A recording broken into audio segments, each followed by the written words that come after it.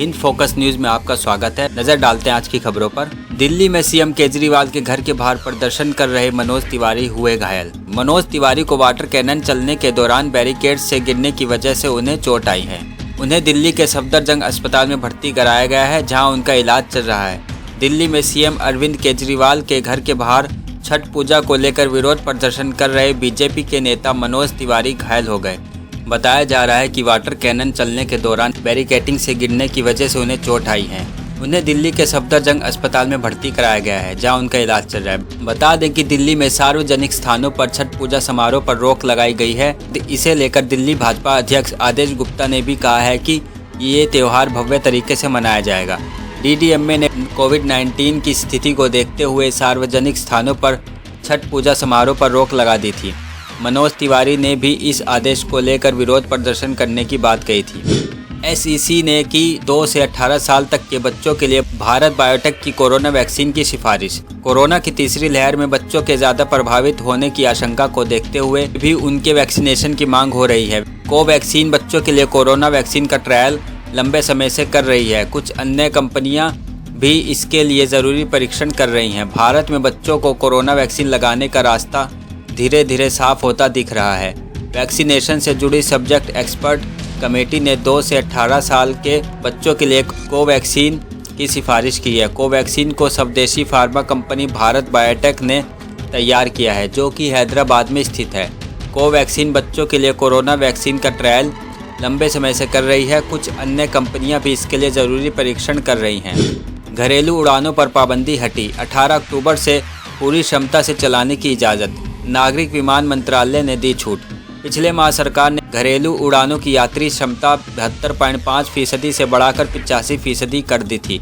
अब अगले सोमवार से 100% क्षमता के साथ देश में उड़ानों का संचालन किया जा सकेगा। नागरिक विमान मंत्रालय ने कोरोना महामारी के बाद घरेलू उड़ानों पर लगाई पाबंदी में राहत दे दी है। 18 अक्टूबर से घरेलू व्यावसायिक उड़ानों में यात्रियों की क्षमता को लेकर लागू पाबंदियां हटा ली जाएंगी।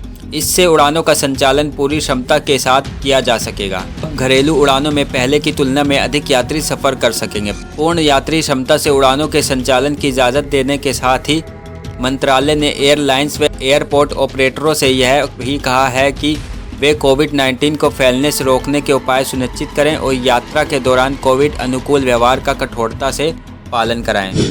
नवरात्रि में महंगाई। 300 रुपये किलो हुआ सेंधा नमक। टमाटर दिखा रहा लाल रंग। महंगाई इन दिनों सड़क से रसोई तक पहुंच गई है। पेट्रोल की कीमत बढ़ने से जहां सड़क पर वाहन चलाना भारी पड़ रहा है, तो वहीं रसोई चलाने के लिए संसाधन जुटाना भारी पड़ रहा है।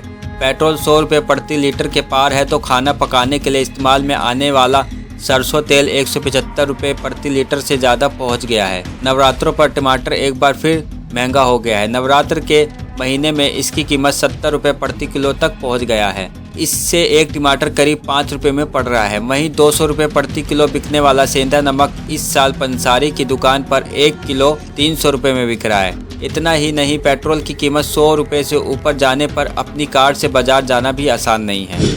प्रदूषण के खिलाफ जंग। रेड लाइट ऑन, गाड़ी ऑफ फिर से शुरू। सीएम केजरीवाल बोले, सार्वजनिक परिवहन का करें इस्तेमाल। सीएम केजरीवाल ने कहा कि जैसे ही आप रेड सिग्नल पर रुकते हैं, अपने वाहन के इंजन को बंद कर दें। आप आज ही शुरू कर सकते हैं।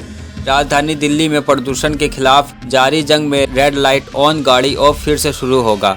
मुख्यमंत्री अरविंद केजरीवाल ने मंगलवार को कहा कि हमने इस पहल को पिछले साल शुरू की थी। अब इस पहल को फिर से 18 अक्टूबर से शुरू करने जा रहे हैं। सीएम केजरीवाल ने कहा कि जैसे ही आप रेड लाइट सिग्नल पर रुकते हैं, अपने वाहन के इंजन को बंद कर दें। आप आज ही शुरू कर सकते हैं। हालांकि इसे औपचारिक रूप से 18 तारीख को लॉन्च किया जाएगा। अरविंद केजरीवाल ने कहा कि अगर आपने ग्रीन दिल्ली ऐप डाउनलोड नहीं किया है तो कर ले। यदि आप दिल्ली में कहीं भी प्रदूषण देखते हैं तो ऐप के माध्यम से शिकायत कर सकते हैं।